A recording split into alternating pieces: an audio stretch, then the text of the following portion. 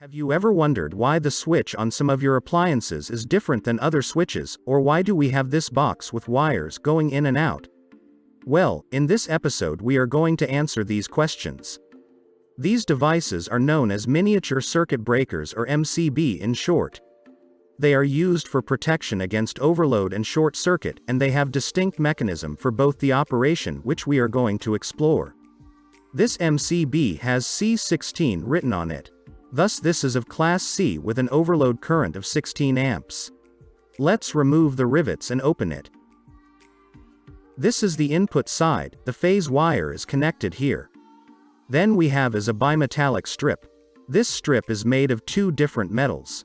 When metals are heated they expand, and different metals expand at different rates.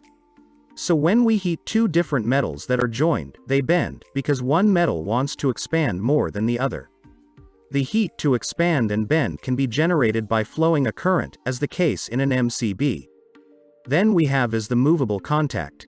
It is moved by the mechanism to turn on or off the MCB. The other part of the contact is fixed. Now from the fixed contact, the current flows in the solenoid coil. This solenoid coil is used to create a magnetic field that will push a plunger with a pin as required.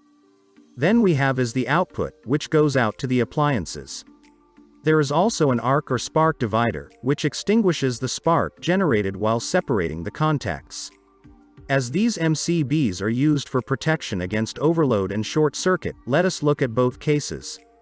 First, we will see the overload situation. When the MCB is on, the current flows through the bimetallic strip, and thus the strip starts bending. Its bending depends on how the strip is manufactured, thus different strips bend by different amounts for the same current. Also, the bending of the strip depends upon the heat generated by the current through it. This graph gives the time when MCB trips versus current through MCB. As the current increases, the bimetallic strip bends. The strip then pulls the small plastic part, and this moves the mechanism. Then the springs help to break the circuit, so the time to break remains small, and the MCB trips. As the circuit breaks, the current through the bimetallic strip stops, and thus it regains its shape.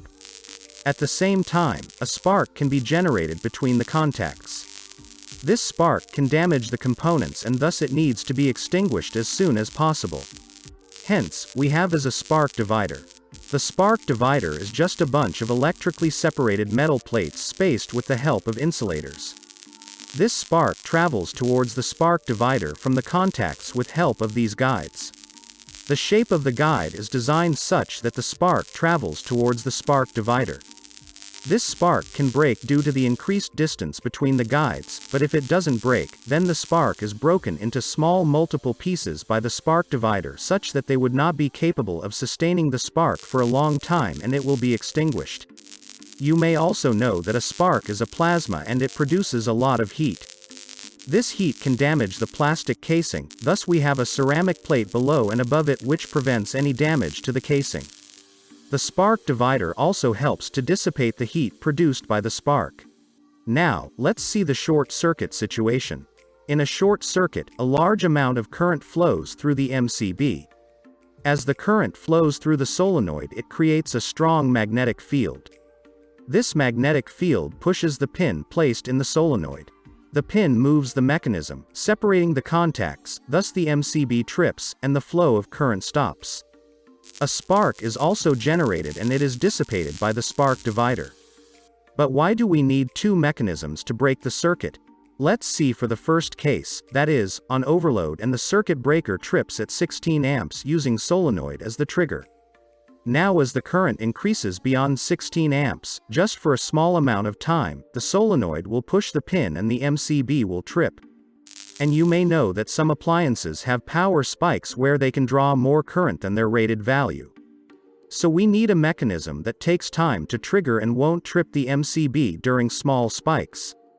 Thus we have this bimetallic strip. This will trigger when a small overload is for a large amount of time, or a large overload is for a small amount of time. So why do we need this solenoid trigger, as the bimetallic strip may protect in a short circuit? Because the bimetallic strip takes time to heat up and expand, and during a short circuit, time is very important. A short circuit needs to stop as soon as possible, hence we have the solenoid to trip the MCB instantly. Now you know how an MCB works, but you need to use this electricity. Hence, watch this video on how the mobile charger converts AC to DC, or continue watching one of our other videos.